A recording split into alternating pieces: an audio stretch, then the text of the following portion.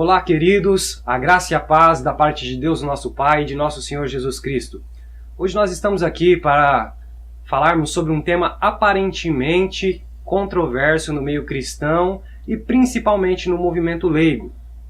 Você já deve ter ouvido falar, talvez no ambiente religioso que você participa, no meio da sua família, entre amigos, sobre o batismo de Mateus 28:19, onde vem falando que é batizar em nome do Pai, do Filho e do Espírito Santo, e do batismo de Atos, que é um batismo em nome de Jesus.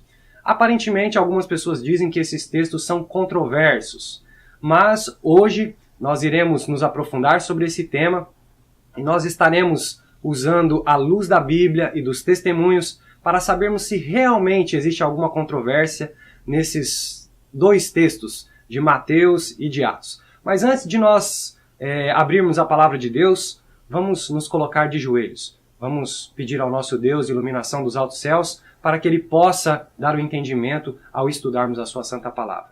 Eu passo a oração aqui para o nosso irmão que está conosco hoje aqui, Luciano. Vamos orar, Luciano. Vamos orar.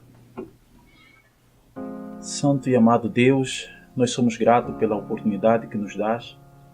Ao fazermos, Senhor, esse estudo, pedimos que o Teu Santo e Bom Espírito possa estar com todos nós. Que o Senhor esteja com os nossos queridos amigos e irmãos que estão assistindo esta pequena palestra, esse pequeno estudo, para que nos dê o real entendimento, Senhor. Pois a Sua palavra, ela não se contradiz, mas ela nos conduz nos caminhos certos. Então nos dê a sabedoria para que possamos, Senhor, entendê-la dentro daquilo que é o Seu contexto e a Sua vontade para a nossa vida. Pedimos essas bênçãos em nome de Jesus. Amém.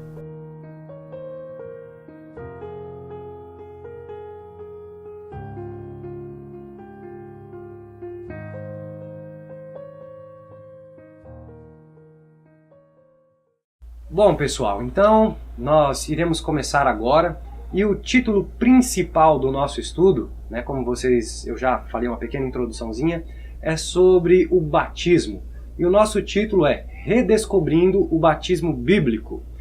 O batismo é em nome do Pai, do Filho e do Espírito Santo ou em nome de Jesus? O que você acredita que possa ser o correto sobre isso? Será que existe alguma contradição ou ambos os textos de Mateus e de Atos se complementam? O que você diz para nós, meu amigo Luciano, sobre isso? Bom, realmente, em primeiro lugar, nós já fomos saudados, já oramos e já pedimos a presença do nosso Deus através do seu Santo Espírito para nos dar o entendimento daquilo que nós vamos estudar.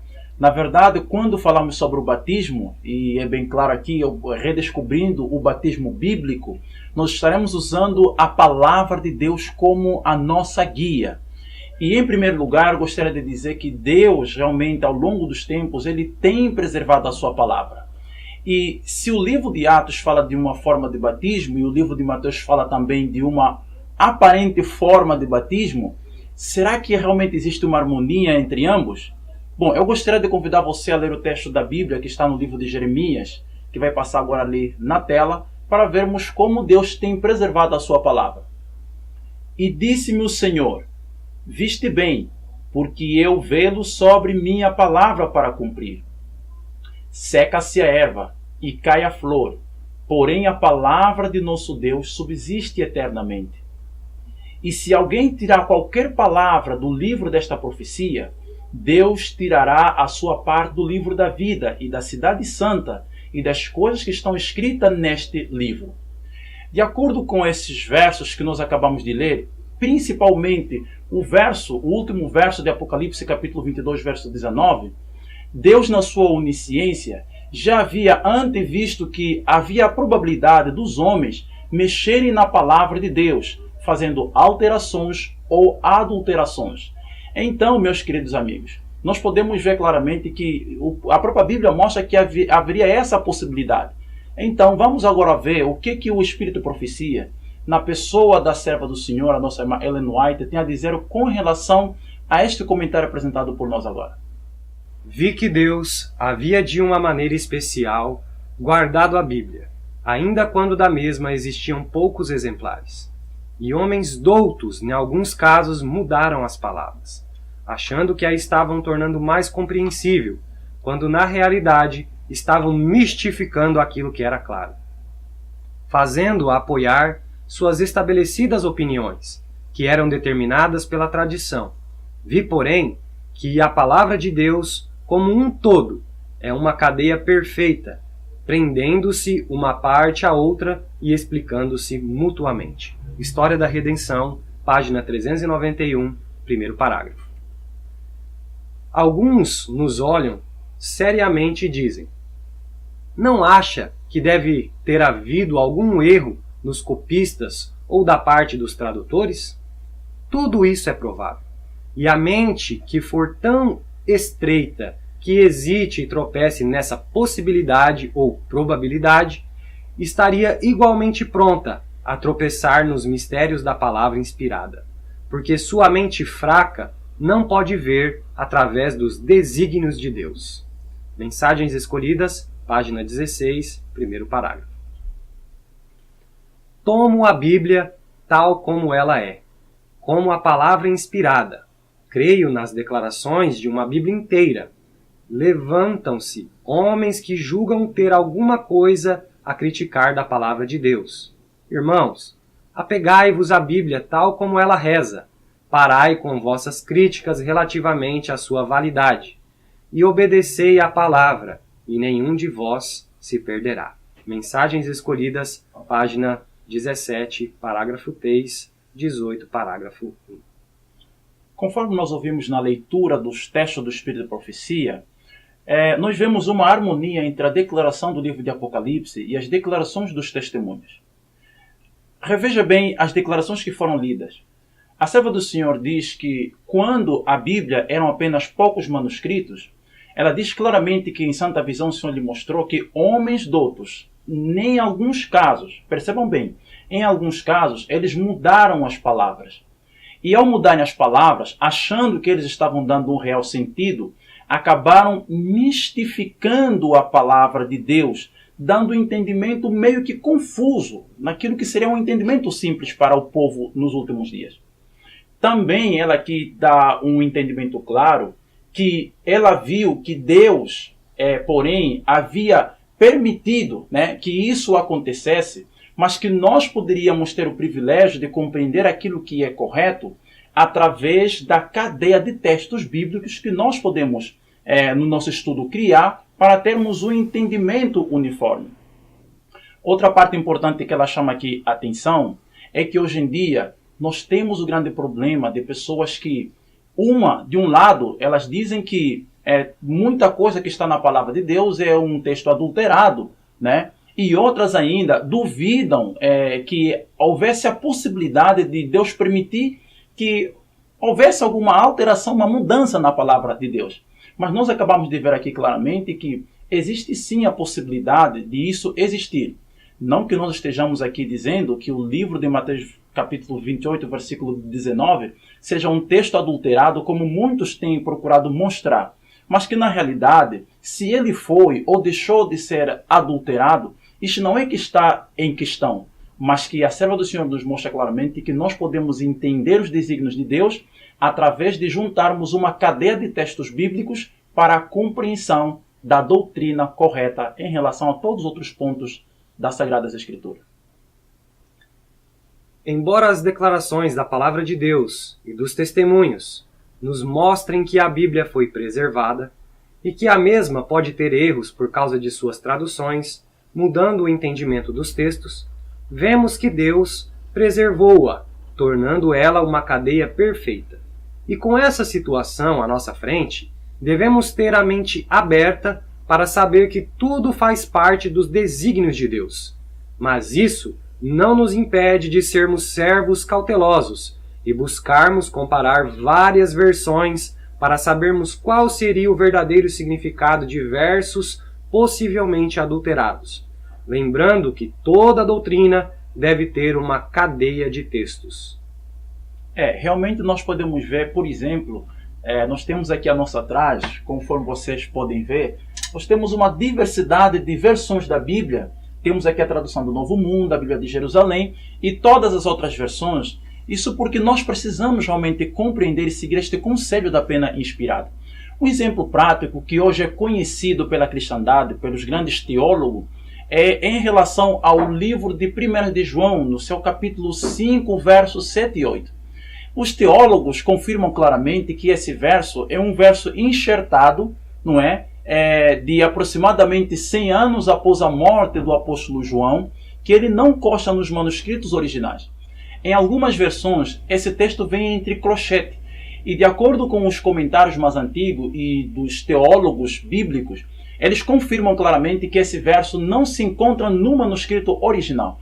Por esse motivo é que nós convidamos que cada um de nós, quando tivermos que fazer um estudo da palavra de Deus, temos que ter o cuidado de ter várias versões para termos o entendimento correto numa cadeia de textos da Bíblia. Então, será que por esse motivo a verdade tenha sofrido alguma contaminação, já que houve a probabilidade de haver alguma mudança nos textos da Bíblia, irmão Danilo? Pois é, então vamos ver a verdade, se ela está pura e incontaminada. Né? Como será? Será que a Bíblia realmente ela ainda permanece pura e incontaminada? Vamos analisar, né, isso daí. De acordo com a primeira parte do estudo, nós vimos que há possibilidades de adulterações na palavra de Deus. Mas isto não quer dizer que essas mudanças possam afetar a pureza da doutrina em sua cadeia de textos. A serva do Senhor, a nossa irmã Ellen White, ela escreve o seguinte no livro Grande Conflito, página 65, no primeiro parágrafo.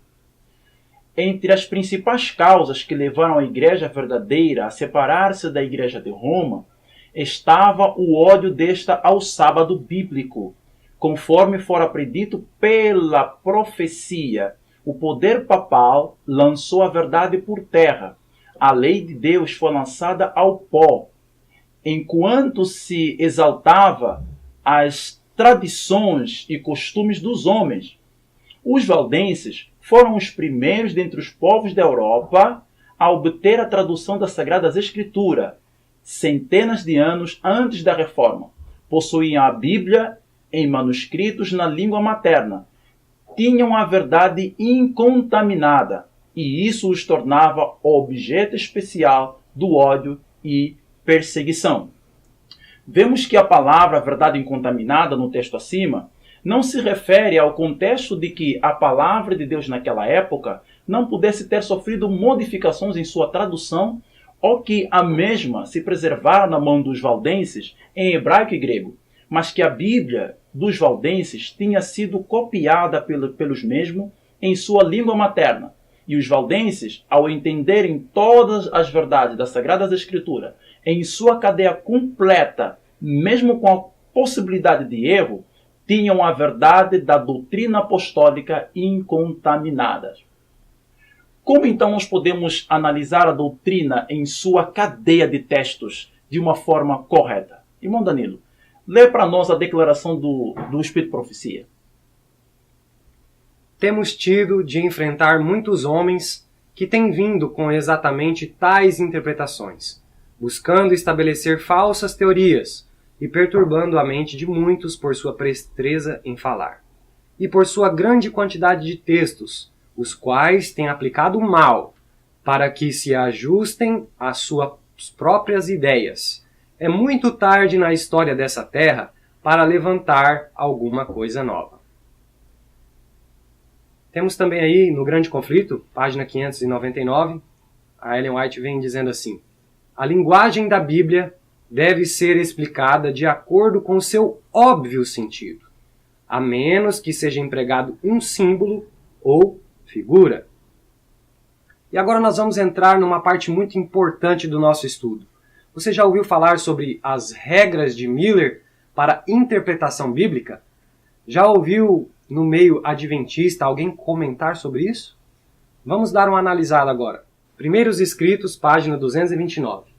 Deus mandou seu anjo mover o coração de um lavrador, que não havia crido na Bíblia, a fim de o levar a examinar as profecias. Anjos de Deus repetidamente visitavam aquele escolhido, para guiar seu espírito e abrir a sua compreensão nas profecias que sempre tinham sido obscuras para o povo de Deus. Primeiros Escritos, página 232. Anjos de Deus acompanhavam Guilherme Miller em sua missão, Ele era firme e denodado, proclamando destemidamente a mensagem a ele confiada. Agora nós vamos entrar em um conselho inspirado para aqueles que querem levar a terceira mensagem angélica nos últimos dias. Vamos lá. Aqueles que estão engajados em proclamar a terceira mensagem angélica estão pesquisando as Escrituras usando o mesmo plano que Miller adotou. No pequeno livro intitulado The View of the Prophecy and the Prophetic Chronology, Miller dá as seguintes e simples, mas inteligentes e importantes regras para o estudo e interpretação da Bíblia, que vamos ouvir a seguir. Regras de interpretação. Primeira, cada palavra deve ter sua apropriada relevância de acordo com o tema apresentado na Bíblia.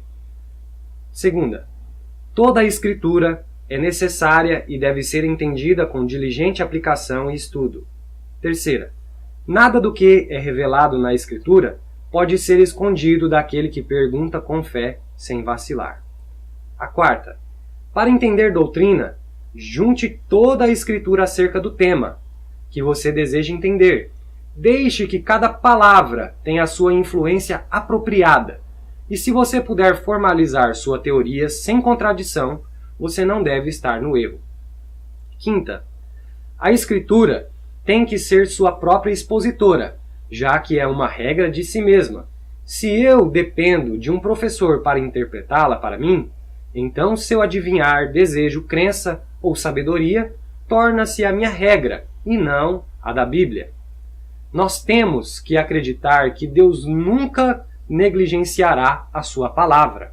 E podemos ter confiança que Ele, que toma conhecimento do pardal e do número de fios de cabelo de nossas cabeças, guardará a tradução de sua própria palavra. E lançará uma barreira ao redor dela, e impedirá aqueles que sinceramente confiam em Deus e depositam implícita confiança em sua palavra de errar, se afastando da verdade. Embora não possamos compreender hebraico ou grego. É importante, irmão Danilo, relembrar aos nossos queridos amigos que estão assistindo.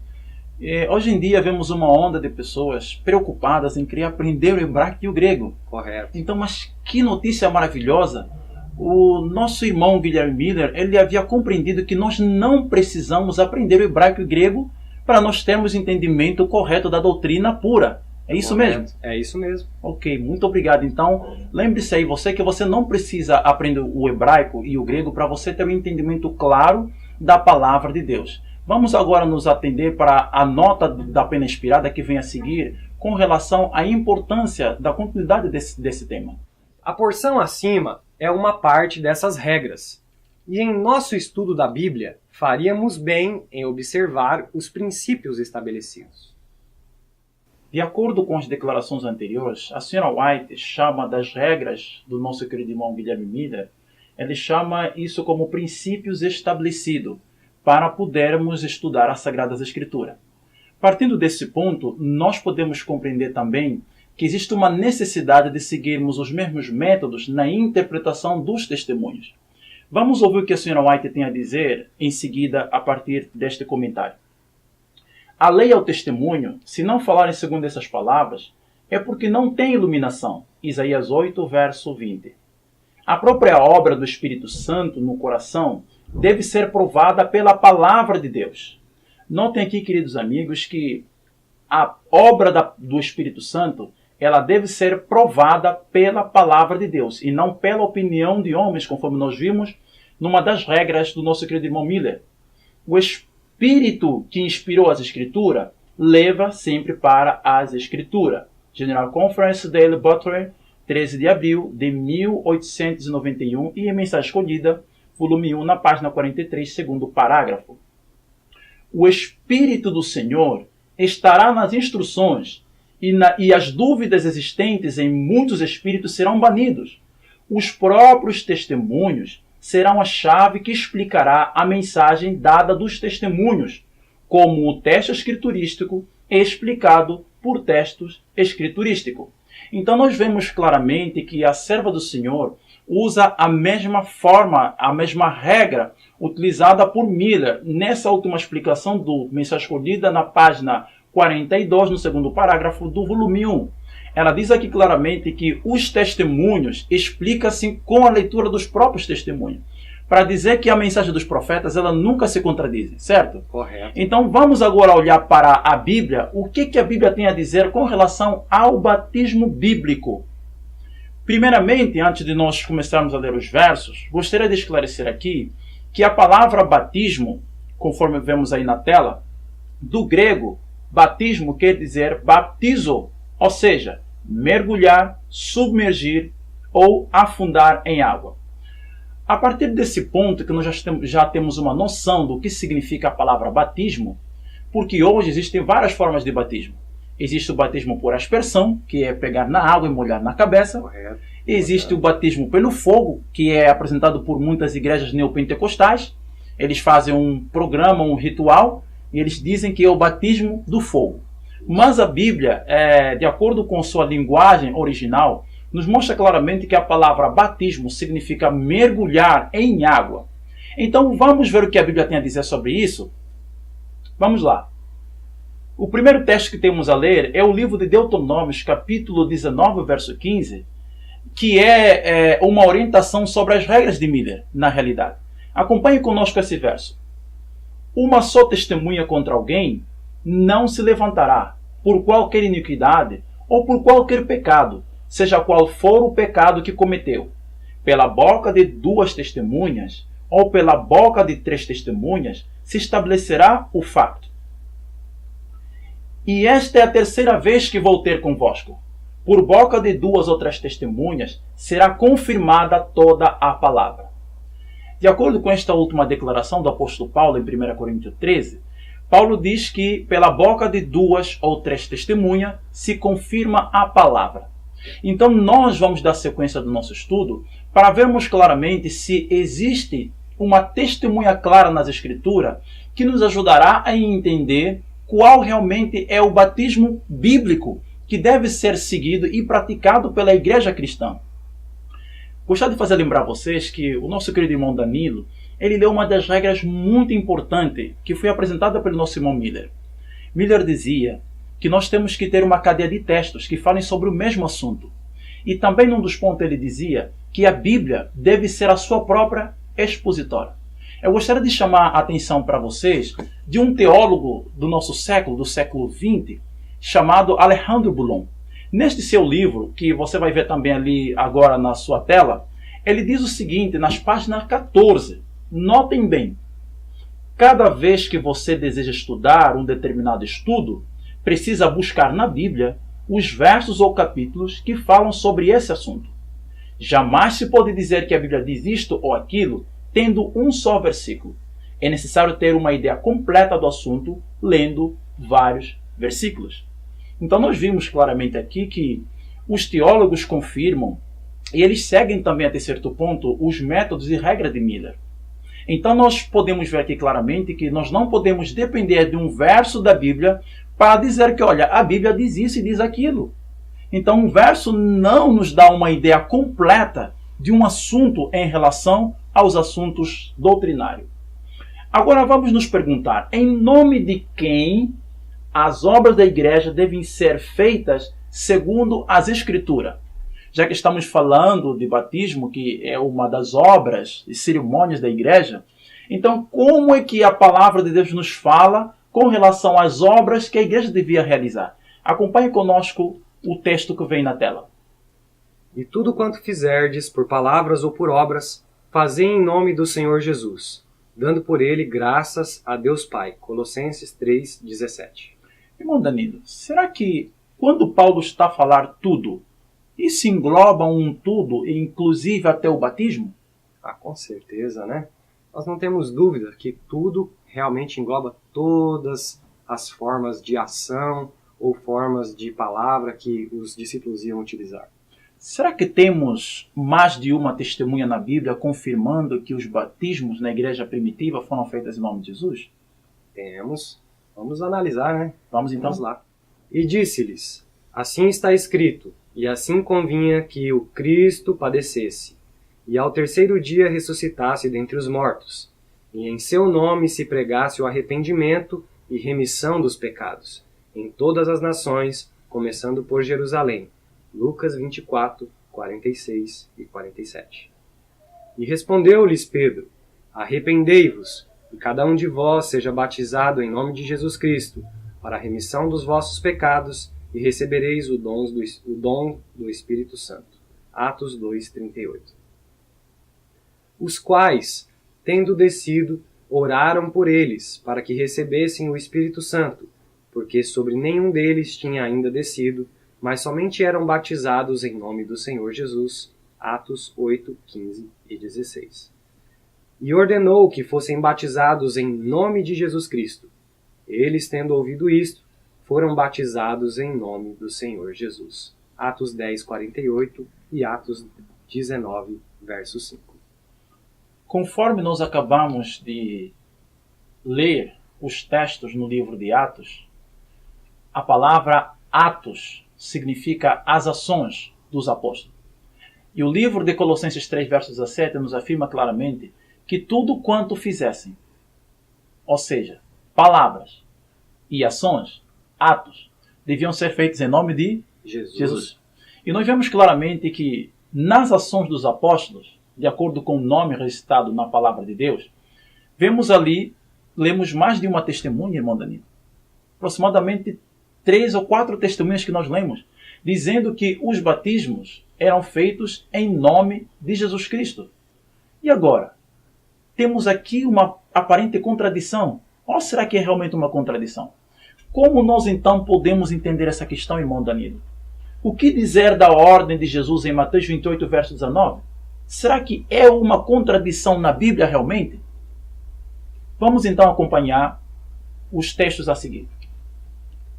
Portanto, ide, fazei discípulos de todas as nações, batizando-os em nome do Pai, do Filho e do Espírito Santo. Mateus 28, 19. Parece que está ficando mais confuso. Irmão Danilo, quais então as palavras a serem pronunciadas no batismo? Em nome do Pai, do Filho e do Espírito Santo, ou em nome de Jesus? Em o livro O Desejado de Todas as Nações, página 178, a serva do Senhor nos diz: Os discípulos de João, porém, olhavam com ciúmes a crescente popularidade de Jesus.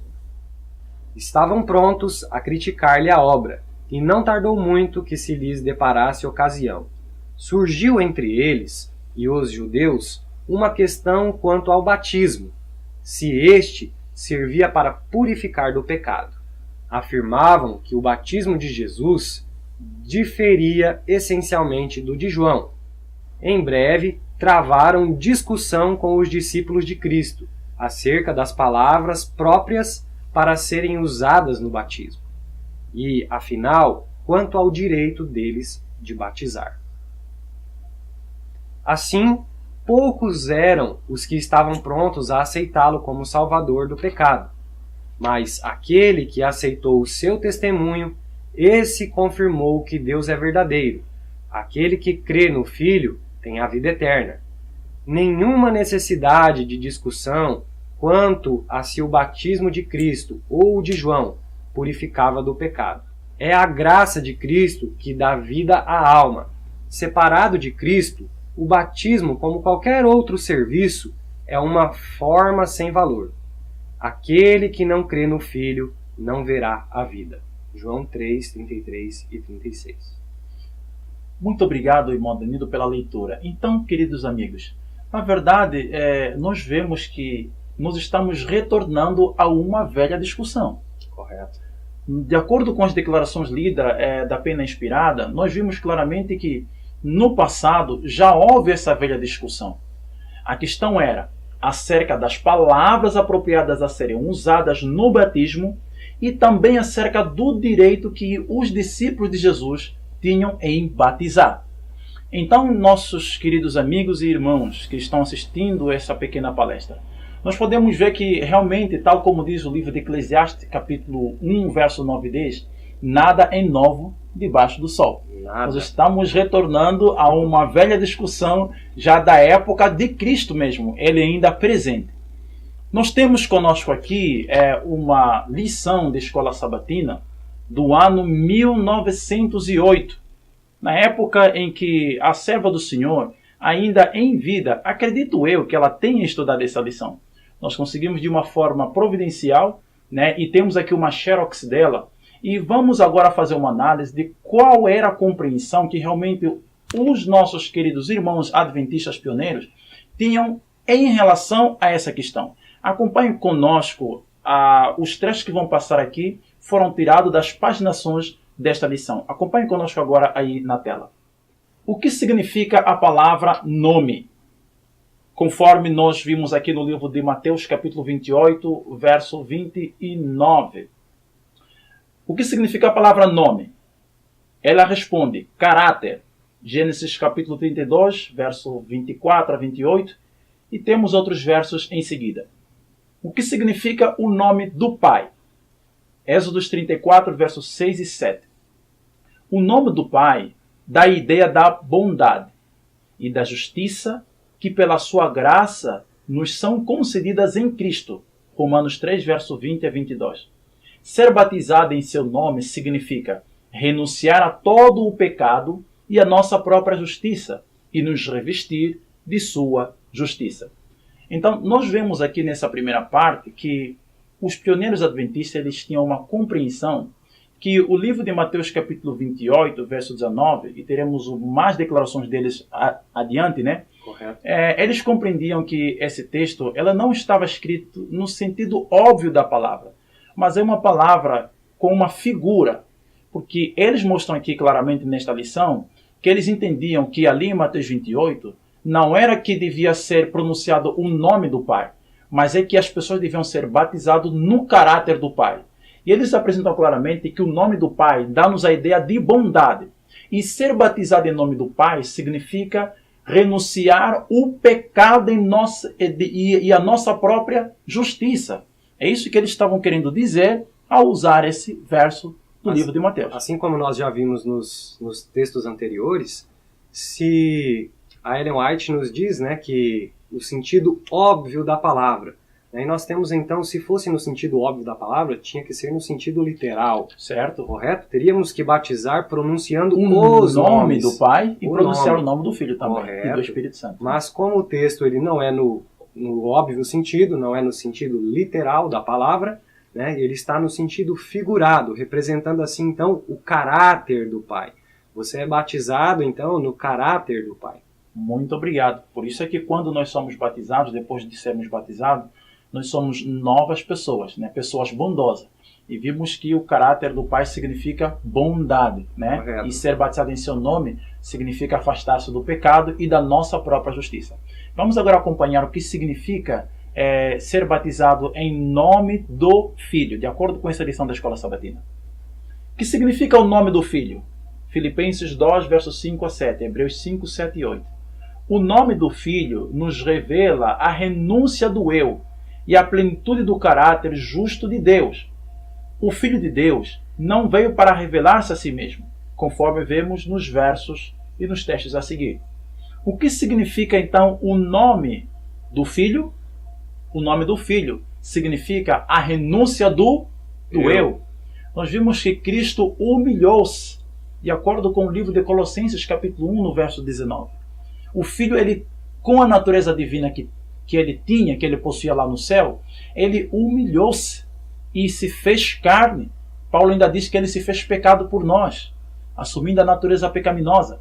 Então nós vemos que ser batizado em nome do Filho significa a renúncia do eu. Precisamos morrer para nós mesmos. Que maravilhoso amor, né? Maravilhoso amor, indescritível amor. Então vamos prosseguir o que significa ser batizado em nome do Espírito. Antes de nós irmos para o que os pioneiros entendiam. Qual é o nome do Espírito Santo? Será que você sabe? O Espírito Santo tem nome? Vamos acompanhar então o que nos diz aqui a declaração da lição. O que significa o nome do Espírito? Ele dá a ideia do poder. Vocês perceberam? O Espírito aqui não é no contexto de nomenclatura, é de caráter. Nos dá a ideia do caráter do poder de Deus. Conforme nós vemos aqui na lição da Escola Sabatina. Vemos aqui, na ressurreição dos mortos, vemos aqui o Salmos 104, verso 30, nos habilita para o serviço, de acordo com Atos, capítulo 1, verso 8. Então, meus queridos amigos, que significação então tinha esse batismo para os seguidores de Cristo naquela época?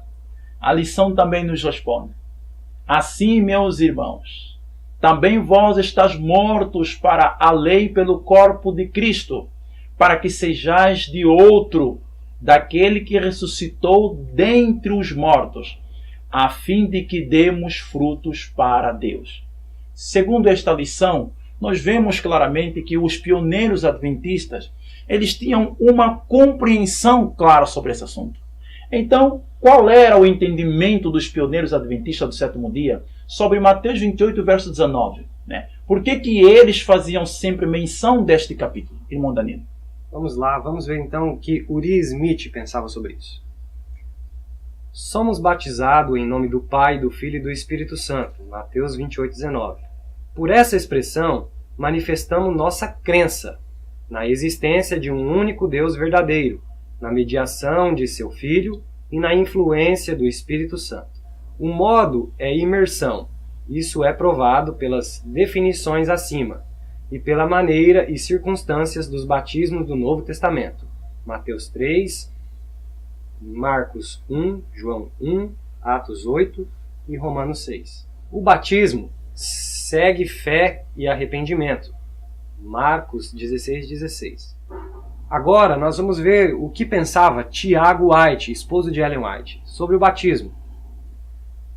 Esta alta comissão relaciona-se ao Evangelho, à fé, ao batismo, à salvação e aos dons espirituais. O Evangelho deve ser pregado enquanto houverem pecadores para ouvi-lo. A fé é igualmente necessária durante toda a era cristã. É importante ressaltar aqui algo, irmão Danilo, que me chamou a atenção. A primeira declaração que nós lemos, ou seja, as primeiras declarações que nós lemos, do pioneiro Uri Smith, vemos aqui claramente algo muito importante que eu gostaria que a gente pudesse ressaltar aqui.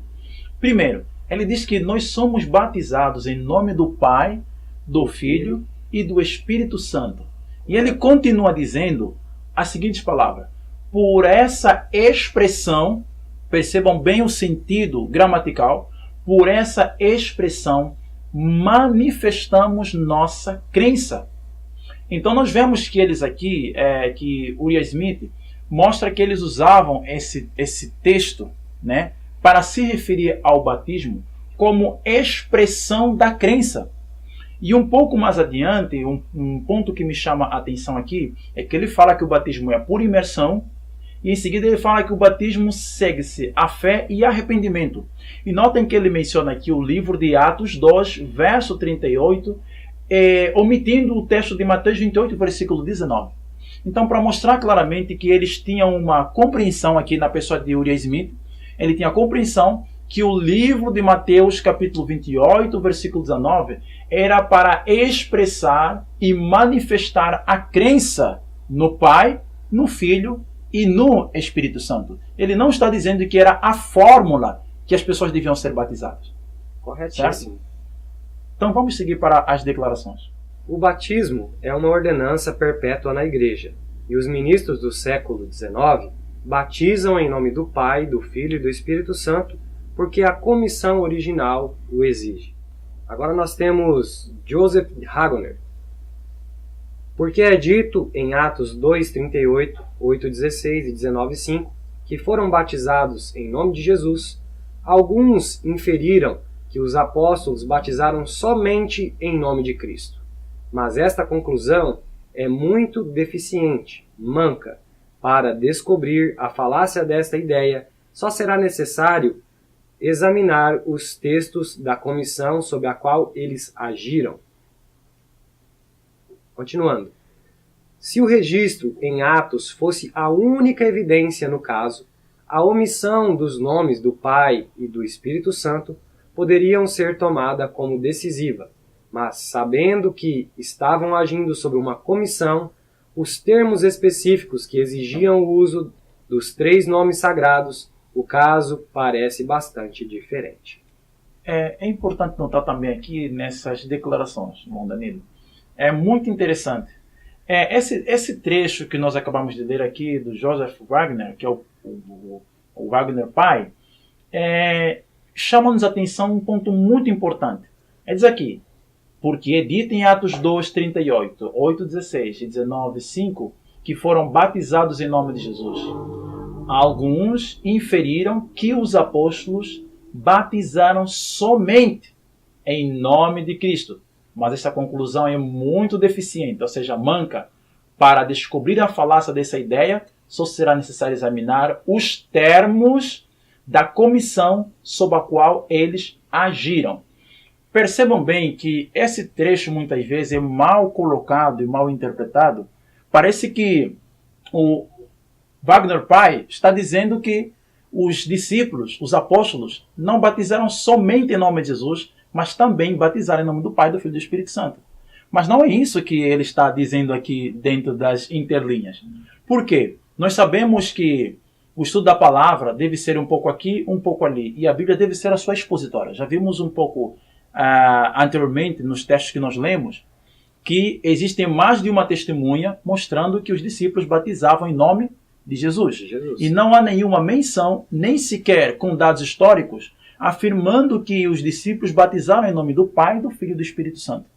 Mas eu gostaria de chamar a atenção de que o Wagner pai, ele está dizendo que os discípulos não somente batizavam em nome de Cristo. O que é a palavra não somente?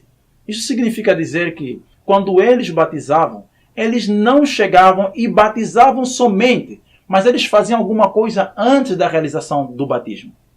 Veja um pouco abaixo na última declaração. Ele diz, para descobrir a falácia dessa ideia, só será necessário examinar os termos da comissão sob a qual eles agiram. Eles agiram fazendo o quê? Batizando em nome de Jesus, eles agiram, mas os termos da grande comissão estavam sobre a ação que eles realizavam, que era batizar em nome de Jesus. Ou seja, eles pronunciavam que eles receberam a ordem, as credenciais, que é batizar em nome do Pai, do Filho e do Espírito Santo, e batizavam em seguida em nome de Jesus. Esse é o entendimento que eles realmente tinham. Não há dois lados igualmente corretos em qualquer dúvida. Nenhum texto das Escrituras deve ser tomado sozinho, quando outros falam sobre o mesmo assunto. Os dois aqui citados, que nós estamos comentando, né, pessoal, sobre Mateus e Atos, os dois citados, em uma grande comissão e o outro em sua realização, concordam em seu testemunho, e eles nos ensinam isso. Esse texto é esclarecedor. Mais uma vez aqui a gente faz uma paradazinha, porque é incrível, meus queridos amigos. Não é isso, irmão Danilo? É incrível.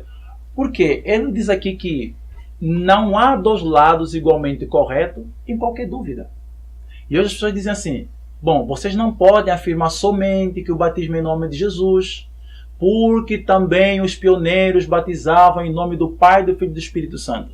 E eles dizem assim, quando se batiza em nome do Pai, do Filho e do Espírito Santo, também está se batizando em nome de Jesus. E quando se batiza em nome de Jesus, também está incluído o Pai, Filho e Espírito Santo.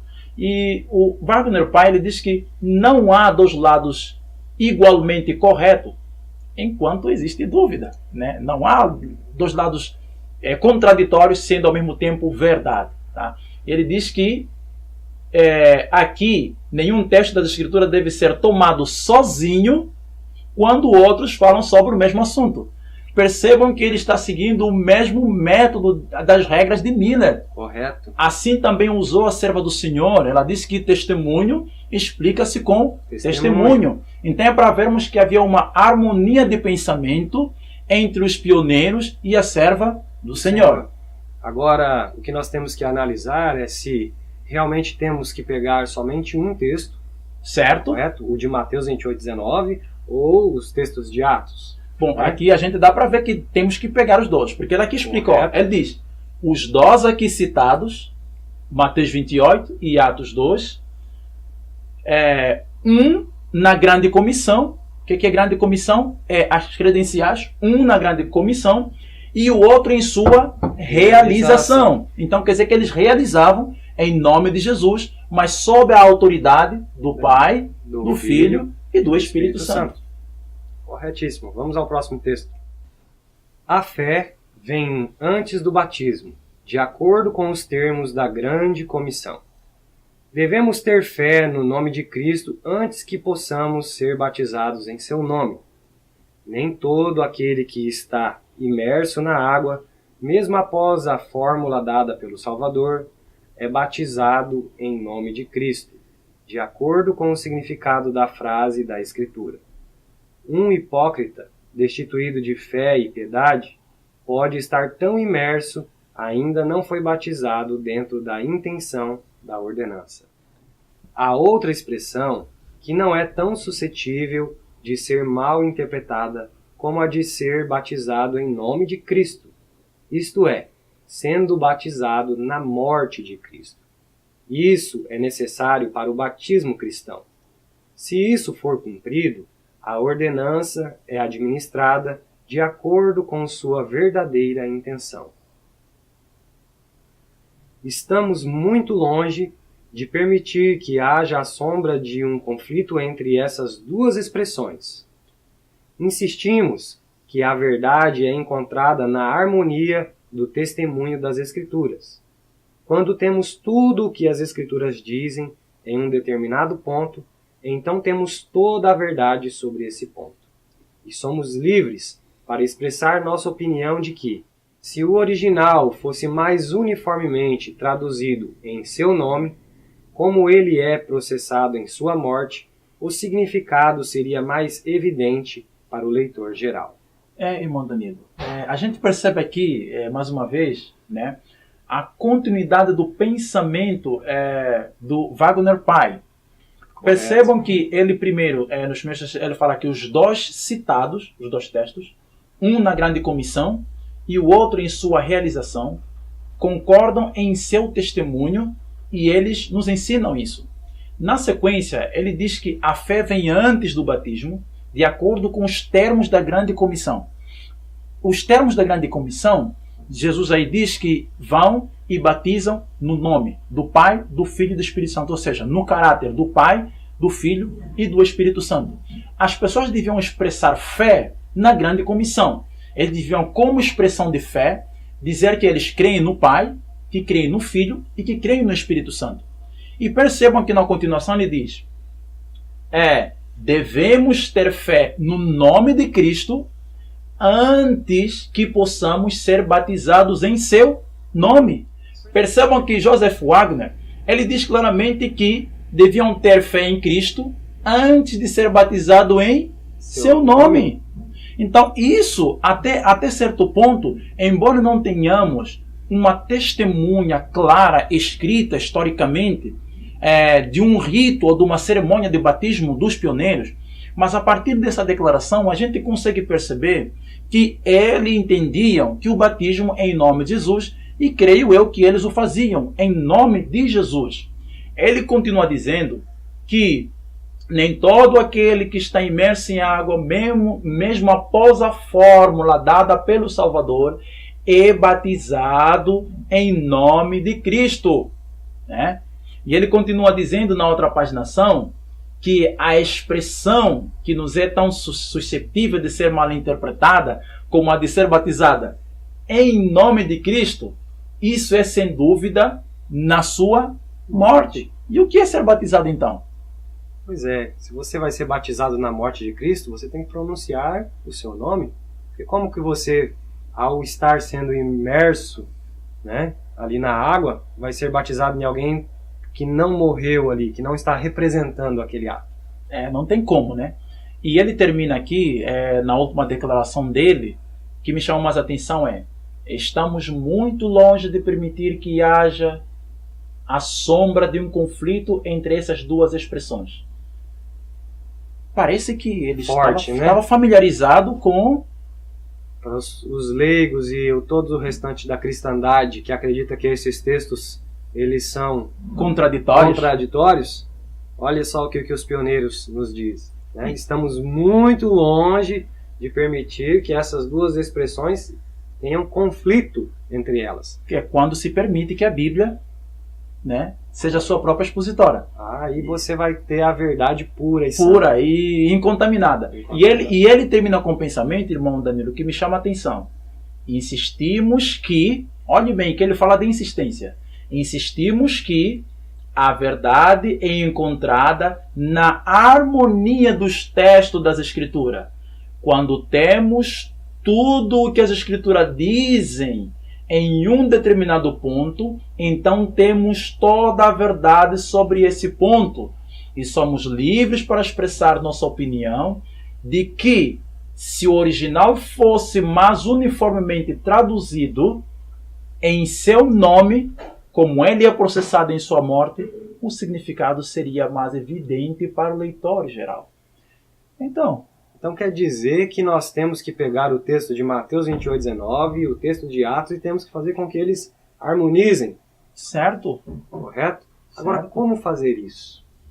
Né? Você já explicou aí que eles estavam agindo sobre uma grande comissão, que é o pessoal aqui não sabe o que é a grande comissão. A grande comissão é a ordem dada em Mateus 28:19. Tá? E nós vemos aí que temos uma grande comissão e nós temos aí também, ele vem falando ali no texto atrás, o Uri Smith, vem falando na realização. Certo. Correto? Vamos ver agora então aí como que seria isso daí. Vamos prosseguir. Vamos ver o que John Andrews fala sobre isso.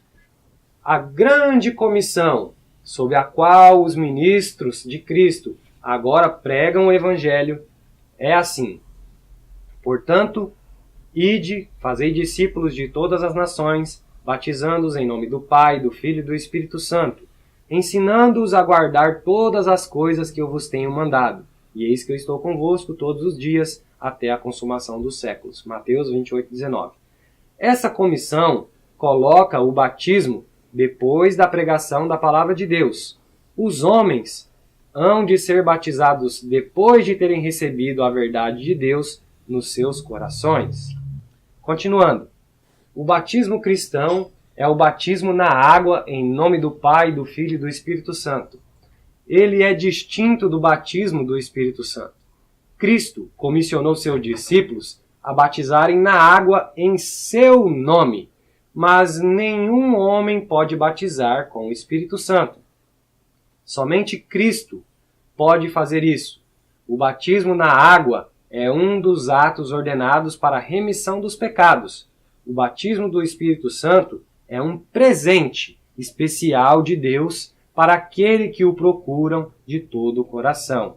Percebam que se nós lermos de acordo com a ordem cronológica das paginações, vamos perceber que John Andrews, ele cria que o batismo era em nome de Jesus. Ele não está dando ênfase de que o batismo era pronunciado em nome do Pai, do Filho e do Espírito Santo. Primeiro vem a grande comissão e depois vem a realização, conforme nós vimos na declaração de Joseph Wagner, que é a última declaração que ele deu.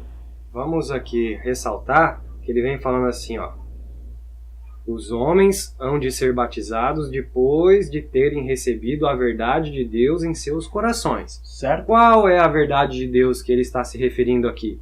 É a grande comissão. Correto? Certo? Eles tinham que crer nessa no Pai, grande comissão, no Filho e no Espírito Santo. No caráter do Pai, do Filho e do Espírito Santo. Então, dando sequência, o John Andrews diz que o batismo na água é feito em nome de Jesus Cristo, não é? E ele fala aqui que somente Cristo pode fazer isso. Por quê? Porque ele diz aqui que somente ele perdoa os pecados. E o Espírito Santo é um dom que nós recebemos. Isso nos faz lembrar uma declaração que está na própria Bíblia, que nós lemos há pouco. Atos 2, verso 38. O que Pedro disse? Arrependei-vos e cada um de vós seja batizado em nome de Jesus, e depois fará o quê? Receberá o dom e oferta do Espírito Santo. Então vemos claramente que John Andrews, ele cria conforme o livro de Atos, capítulo 2, verso 28. Nós temos que frisar aí que Cristo comissionou seus discípulos a batizarem na água Em seu nome. em seu nome. Ele mencionou aqui. Olha, se houve uma grande comissão e depois Cristo comissionou, né, os discípulos a batizarem em seu nome, né, nós temos que entender que uma era a autoridade que foi dada sobre os três poderes, né, que é o Pai, o Filho e o Espírito Santo, e em seguida eles batizavam em nome de Jesus porque era o símbolo que representava a morte e a nova criatura, correto? Vamos continuar então. Agora nós temos aí um texto da nossa irmã Ellen White, Testemunhos Seletos, volume 2, página 389, que nos diz assim: o rito do batismo e o da ceia do Senhor são dois monumentos comemorativos, colocados um fora e outro dentro da igreja. Sobre essas ordenanças, Cristo inscreveu o nome de Deus, do Deus verdadeiro, fazendo do batismo o sinal de entrada para o seu reino espiritual. Temos também uma outra declaração também importantíssima, que vem falando assim, Testemunhos Seletos, volume 2 também. Cristo o estabeleceu como condição positiva a qual tem de atender os que desejam ser reconhecidos como estando sobre a jurisdição do Pai, do Filho e do Espírito Santo. Antes que o homem possa obter abrigo na igreja, antes de transpor mesmo o limiar do reino espiritual de Deus, deve receber a impressão do nome divino, o Senhor, justiça nossa. Que incrível declaração, irmão Danilo. A serva do Senhor fala aqui que o batismo é o sinal de entrada para o seu reino espiritual. E nós vemos claramente aqui mostrando que sobre essas duas ordenanças, a Santa Ceia e o batismo, Cristo inscreveu o nome do Deus verdadeiro. E nós sabemos todos nós que Jesus leva consigo o nome do Pai. E o que ele fala no livro de João capítulo 16, verso 4? Ninguém vem ao Pai senão por mim. Então, nós percebemos claramente que é através do nome de Jesus, mas sob a jurisdição. O que é a palavra jurisdição? No dicionário, a palavra jurisdição significa autoridade, poder ou influência. Então, sobre o poder, sobre a autoridade, sobre a influência do Pai, do Filho e do Espírito Santo, nós temos entrada através de Jesus Cristo. Vamos prosseguir então com as declarações. No batismo, somos dados ao Senhor como um vaso para ser usado. O batismo é a mais solene renúncia ao mundo. E o eu, por profissão, morto para uma vida de pecado. As águas cobrem o candidato, e na presença de todo o universo celestial, o compromisso mútuo é feito. No nome do Pai, do Filho e do Espírito Santo, o homem é depositado em sua sepultura de água, enterrado com Cristo, no batismo e ressurgido da água para viver uma nova vida de lealdade a Deus. Os três grandes poderes do céu são testemunhas. Eles estão invisíveis, mas presentes. O preconceito dos judeus foi despertado porque os discípulos de Jesus não usaram as palavras exatas de João no rito do batismo. João batizou ao arrependimento, mas os discípulos de Jesus, na profissão de fé, batizaram em nome do Pai, do Filho e do Espírito Santo. O que é isto, profissão de fé? Profissão de fé é uma ação que você toma, né, falando das suas convicções, correto? Você vai tornar público aquilo que você acredita. Certo. Então isso significa dizer que as pessoas, antes de serem batizadas, eles devem expressar publicamente a fé que têm no Pai, no Filho e no Espírito Santo. E em seguida serem batizados em nome de Jesus Cristo. É isso? Correto. Né? Como que a nossa irmã Ellen White aqui deixou tão claro, né? Ó, os discípulos de Jesus, na profissão da fé, né? Porque a gente, hoje no batismo que nós temos hoje, em toda a cristandade, é feito primeiro a profissão de fé, para depois efetuar-se o batismo da pessoa, né? Então a pessoa tem que demonstrar primeiro no que ela crê. E naquela época, com certeza, os judeus, acredito eu, que criam que existia um Deus, Certo. criam no Espírito Santo, mas não queriam aceitar que Cristo era o Filho de Deus. Né? Então, para eles poderem ser batizados no batismo de Jesus, eles tinham que acreditar que Cristo era o Filho de Deus. Amém. Que maravilhoso. Vamos prosseguir então? Os ensinamentos de João estavam em perfeita harmonia com o de Jesus, mas seus discípulos ficaram com ciúmes pelo medo de sua influência estar diminuindo. Uma disputa surgiu entre eles e os discípulos de Jesus em relação à forma das palavras próprias para usar no batismo. E, finalmente, sobre o direito ou autoridade do último para batizar. Deviam os discípulos levar avante sua obra no nome de Cristo. Cada uma de suas palavras e atos deviam atrair a atenção sobre seu nome, como possuindo esse poder vital pelo qual os pecadores podem ser salvos. Sua fé devia centralizar-se naquele que é a fonte de misericórdia e poder. Em seu nome, deviam apresentar suas petições ao Pai e receberiam resposta. Deviam batizar no nome do Pai, do Filho e do Espírito Santo. O nome de Cristo devia ser a senha, a insígnia, o laço de união, a autoridade para sua norma de prosseguimento e a fonte de seu sucesso. Nada devia ser reconhecido em seu reino que não trouxesse seu nome em inscrição. Atos dos Apóstolos, página 15 e 16. Importante esse texto, queridos amigos, lembrar que nos primeiros textos, a serva do Senhor diz que os discípulos de Jesus eles batizavam no nome do Pai, do Filho e do Espírito Santo em profissão de fé. E nós percebemos que profissão de fé é o momento em que publicamente nós expressamos a fé do qual nós seremos batizados. Eles tinham que expressar a fé no Pai, no Filho e no Espírito Santo. E vemos claramente que a serva do Senhor aqui nos diz que eles deviam batizar no nome do Pai, do Filho e do Espírito Santo. E ela, prosseguindo, diz: o nome de Cristo deveria ser a senha. Para que serve uma senha, irmão Danilo? Uma senha serve para você ter acesso, né? Vamos colocar aqui uma senha de Wi-Fi que o pessoal hoje utiliza. Certo. Né? Serve, se você colocar a senha, você vai ter o acesso à internet ali daquele lugar, né? E lembrando que a serva do Senhor dizia que nesses dois rituais, entre a Santa Ceia e o batismo, Cristo inscreveu nele o nome do Deus verdadeiro e que esse seria o sinal de entrada para o seu reino espiritual. A autoridade, né? Certo? A autoridade está totalmente em cima do nome de Cristo. No nome de Cristo.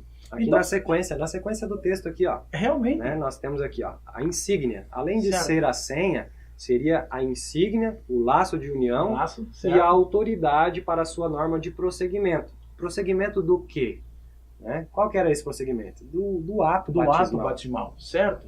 E aqui diz, no final, ela diz: nada devia ser reconhecido em seu reino que não trouxesse seu nome em inscrição. Então, como é que fica? Se Jesus ele fala que nada poderá ser reconhecido, estamos falando para aqueles que já têm conhecimento. É óbvio que Deus não condena ninguém que não tenha o conhecimento. Talvez o nosso querido amigo que está assistindo esse vídeo poderá dizer: e então, como fica os meus parentes, amigos, que morreram sendo batizados em nome do Pai, do Filho e do Espírito Santo? Na realidade, todos nós sabemos que Deus a ninguém condenará no juízo por não ter tido acesso a uma luz no seu tempo. Nós que temos o conhecimento da verdade, começamos a ser julgados a partir do momento que temos o conhecimento e a luz. Então, para dizer que essas pessoas eles descansam no Senhor, de acordo com as suas obras, Deus realmente sabe qual será a parte delas. Mas a realidade é que o texto diz que nenhum outro nome, nenhuma outra inscrição será reconhecido para a entrada no seu reino que não traga o nome de Jesus. Então, nós podemos ver claramente que nos slides anteriores, vimos que Ellen White utiliza a palavra jurisdição e profissão de fé em nome do Pai, do Filho e do Espírito Santo, porque profissão de fé significa declaração pública de convicção religiosa, solenidade pela qual alguém formaliza filiação a uma ordem religiosa, ou declaração pública de autoconvicção em assuntos relevantes. Também ela é um substantivo feminino que quer dizer uma declaração pública de alguém, que alguém faz, das suas crenças e dogmas religiosos. A conduta de cada crente é a sua verdadeira profissão de fé. Precisamos notar que a questão em causa não era a fórmula do batismo.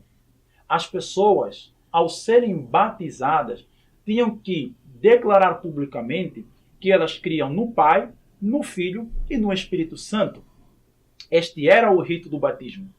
Percebam que eles batizavam na ou sob a profissão de fé.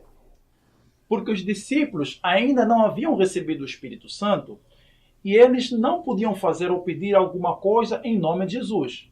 Porque ele, Jesus, estava presente entre eles e ele ainda não tinha sido glorificado, de acordo com o livro de João, capítulo 7, versos 39.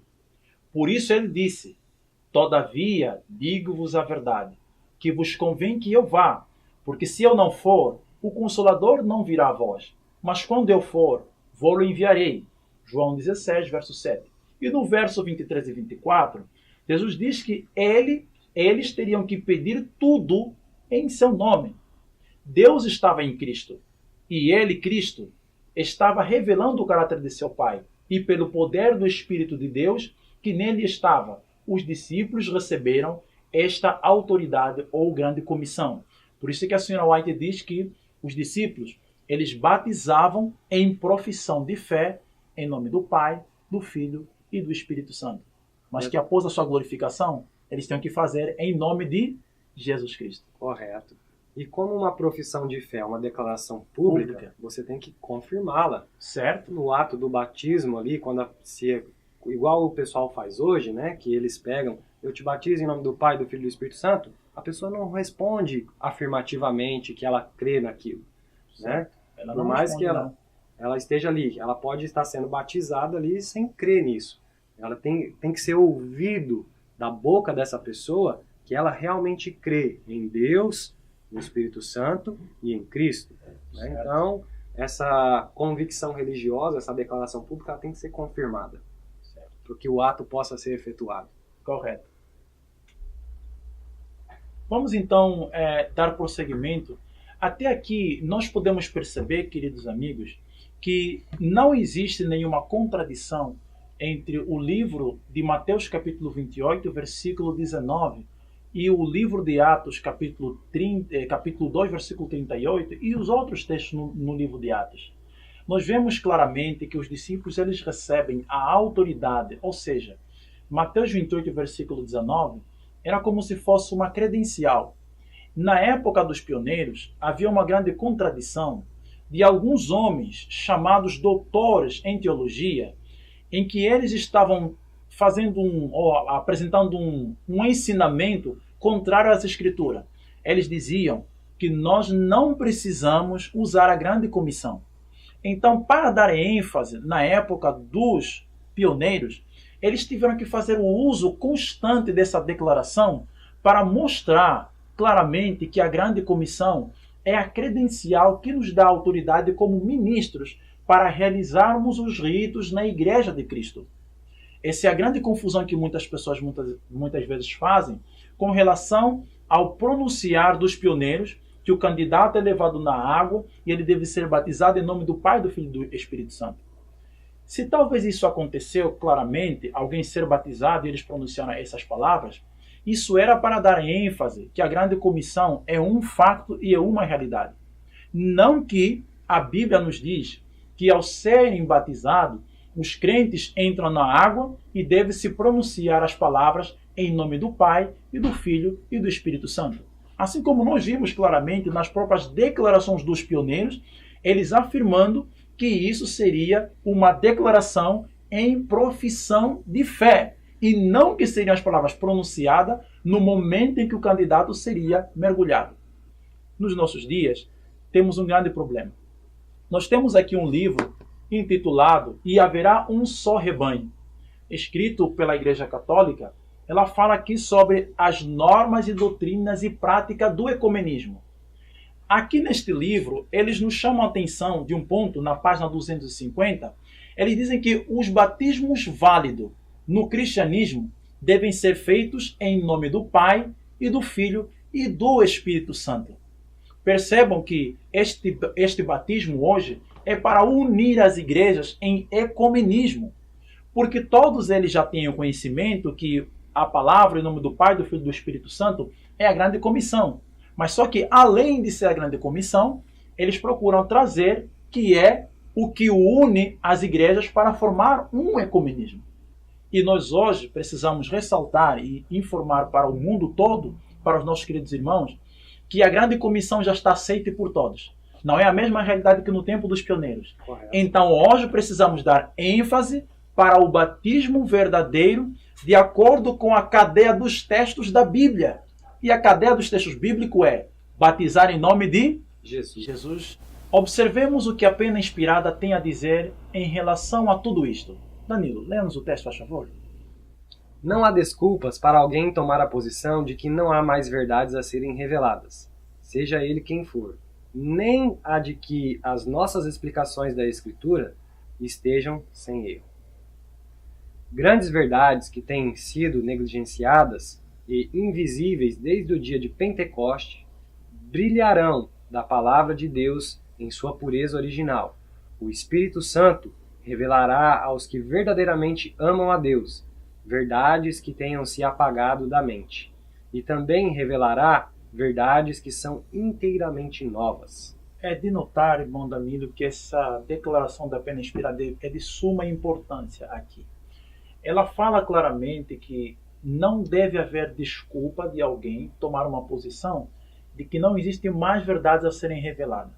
É claro que a serva do Senhor diz que precisamos deixar que os pioneiros indiquem o que seja verdade.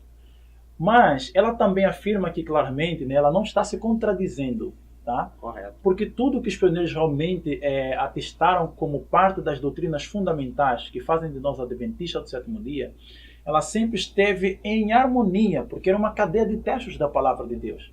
E a serva do Senhor diz que, apesar disso, ninguém, ela usa aqui o termo bem claro, bem enfático, que ninguém devia usar como desculpa de dizer, olha, os pioneiros já têm tudo. Ninguém devia usar como desculpa de dizer que não houvesse mais verdades a serem reveladas. Vamos supor que realmente os pioneiros eles tomaram Mateus 28:19 e eles batizavam em nome do Pai, do Filho e do Espírito Santo. A serva do Senhor mostra aqui claramente que ninguém podia chegar em alguma conclusão que alguma explicação das Escrituras no tempo dela estivesse isento de erro. Atenção que ela não está falando das doutrinas, não está falando de explicação das Escrituras. Ela mostra aqui claramente que essa possibilidade existiria e que grandes verdades que têm sido negligenciadas e invisíveis, olhem para o que ela diz, desde os dias de Pentecostes. E quais são essas verdades nos dias de Pentecostes?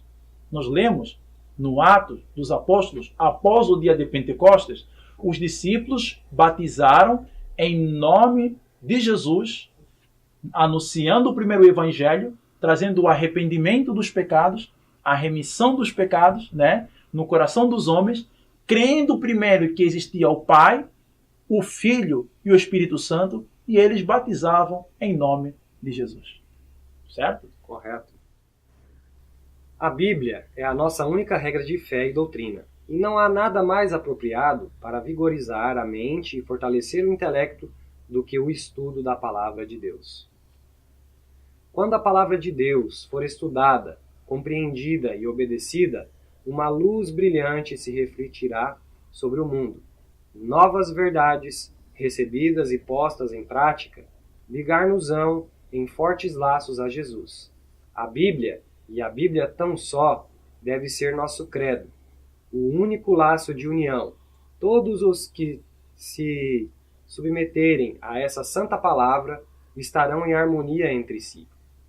Nossos próprios pontos de vista e ideias não devem controlar nossos esforços. O homem é falível, mas a palavra de Deus é infalível. Em vez de lutar uns com os outros, exaltem os homens ao Senhor. Defrontemos toda oposição, como o fez o Mestre, dizendo: está escrito. Ergamos o estandarte no qual está escrito: a Bíblia, nossa regra de fé e disciplina. Irmão Danilo, será que, fazendo uso das palavras da pena inspirada, nós estaríamos, desta forma, desmerecendo os testemunhas? Fazendo da Bíblia como a nossa regra de fé? Com certeza não, né? É claro que não. A própria serva do Senhor, ela confirma que as doutrinas que nos caracterizam como povo de Deus, elas devem estar baseadas na Bíblia. E que a importância e o lugar dos testemunhos, elas aparecem para dar uma ênfase e uma melhor compreensão daquilo que realmente a Bíblia, como a regra e norma de fé, nos quer realmente ensinar. Irmão Danilo, como é que foram realmente estabelecidas as doutrinas na Igreja Adventista do Sétimo Dia? Vamos ler Mensagens Escolhidas, vamos saber isso aí agora. Volume 1, página 207. Muitos de nosso povo não reconhecem quão firmemente foram lançados os alicerces de nossa fé. Meu esposo, o pastor Joseph Bates, o pai Pierce, o pastor Ryan Edson e outros que eram inteligentes, nobres e verdadeiros, achavam-se entre os que, expirado o tempo em 1844, buscavam a verdade como a tesouros escondidos. Que maravilhosa declaração! É lamentável dizer que esta declaração se aplica a muitos de nós. Muitos do nosso povo não reconhecem quão firmemente foram estabelecidos os alicerces de nossa fé. E ela faz aqui menção de vários homens, incluindo seu esposo, pastor Bates, pai Pierce e o pastor Ryan Edson. Esses homens, ela chama de homens que eram inteligentes, nobres e verdadeiros. E nós vimos claramente em várias declarações dos pioneiros mostrando que eles tinham uma harmonia de pensamento. Eles criam que a grande comissão precisava ser levada avante. Eles criam que os crentes tinham que ter fé em Cristo antes de serem batizados em Cristo, em nome de Jesus. E vimos também aqui claramente que a serva do Senhor nos mostra que o nome de Jesus deve servir de senha, insígnia e sinal de autoridade para todos aqueles que querem fazer parte do seu reino. Por isso ele diz que ninguém vem ao Pai, senão por mim. Agora nós vamos trazer para os nossos queridos amigos uma cena muito interessante que aconteceu bem na nossa época. Foi nos anos 1955. Isso aconteceu nos Estados Unidos. Tanto é que isso serviu de manchete de revista na revista Times daquela época, do dia 5 de dezembro de 1955, conforme você vê ali na tela, que a matéria foi apresentada, e eles trouxeram um dado histórico muito importante que chamou a nossa atenção. Isso é um dado histórico que foi tirado do século, do ano 100, né? Primeiro século. No primeiro século da Igreja Cristã, contando que naquela época os cristãos batizavam em nome de Jesus Cristo. E nesse ano, nos Estados Unidos, em 1955, um homem foi batizado na mesma ordem. E eles dizem assim: entre esses dois batismos, em Roma, no ano 100 depois de Cristo, e nos Estados Unidos, na semana passada, estende-se aproximadamente 20 séculos de história cristã, no decorrer das guerras santas e heresia, das corrupções e reforma, dos triunfos dos santos e das vitórias dos céticos. A pequena companhia da fé se espalhando através do mundo cristão. Tenham dado a si próprios nomes estranhos e tenham adorado o Pai, o Filho e o Espírito Santo com concessões e omissões que terminam chocando os cristãos da Roma primitiva. Notem para esta declaração da matéria desta revista. Ela diz que os cristãos da época, eles não adoravam Deus Pai, Deus Filho e Deus Espírito Santo.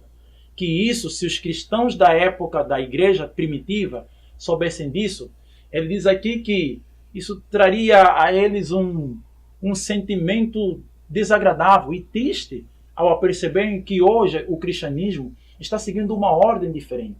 Então nós trouxemos essa testemunha para vós, para mostrar claramente que até mesmo no nosso século, já em 1955, tornou-se motivo de capa de revista e trouxeram à tona a história do ano 100 no primeiro século da história primitiva.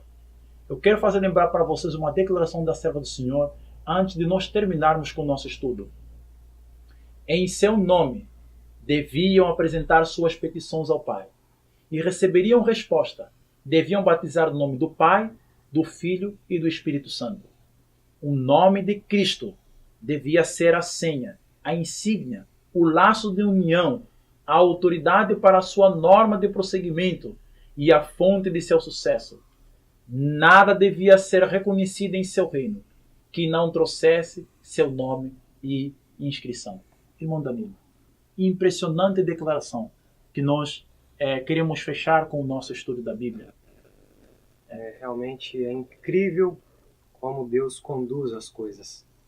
Nós sabemos que, como lemos lá no começo do nosso estudo, nós devemos confiar em sua palavra, devemos confiar que, por mais que o texto de Mateus, muitos dizem, Mateus 28:19, muitos digam aí que é um texto adulterado, mas a maioria das evidências é que ele é na forma que ele está escrito, batizado em nome do Pai, do Filho e do Espírito Santo.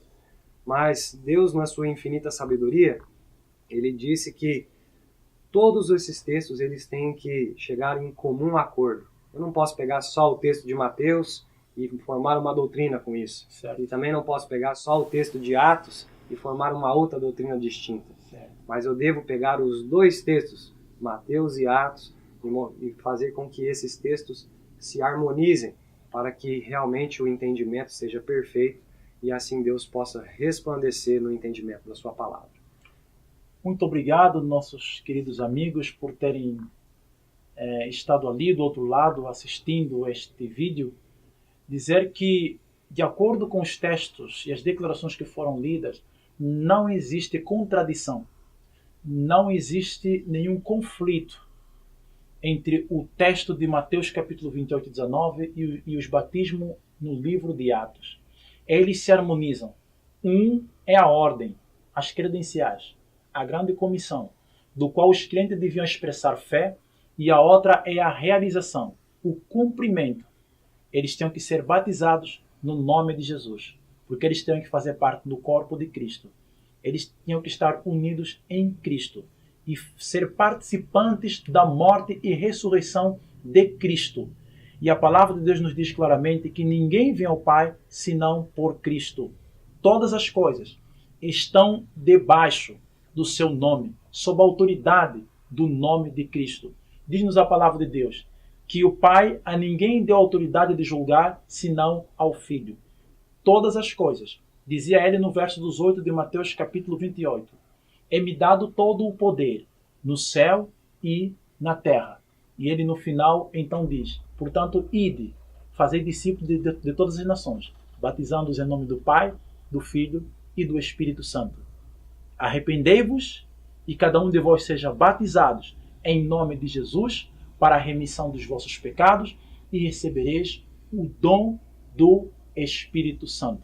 E Paulo termina no livro de Colossenses capítulo 3, versículo 17, dizendo: e tudo quanto fizerdes, por palavras ou por obra, fazei-o em nome do Senhor Jesus, dando por ele graça a Deus, o Pai.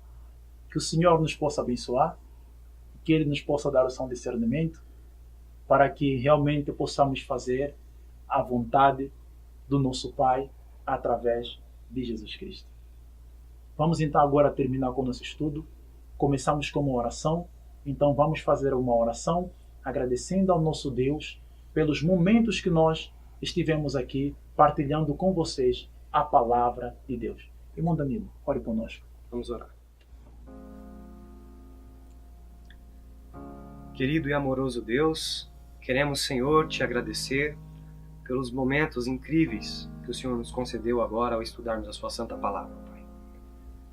Derrama o seu Santo Espírito sobre nós, Senhor, com cada servo seu que está nos assistindo. Que o Senhor possa estar abençoando a sua família, os seus familiares. Que o Senhor possa também trazer, se ele está passando por alguma dificuldade, que o Senhor possa trazer paz, consolo a esse coração. E se também, Senhor, ele está passando por alguma enfermidade, que a sua santa e poderosa mão possa atuar sobre essa pessoa que está realmente querendo seguir a sua vontade. Amém. Que o Senhor esteja à frente dos nossos estudos a cada dia, para que nós possamos andar nos seus caminhos, fazer a sua vontade e um dia estarmos contigo e te abraçar nas mansões celestiais. Que o Senhor perdoe os nossos pecados e aumente a nossa fé em Ti. É o que nós te pedimos, em nome de Jesus. Amém. Amém.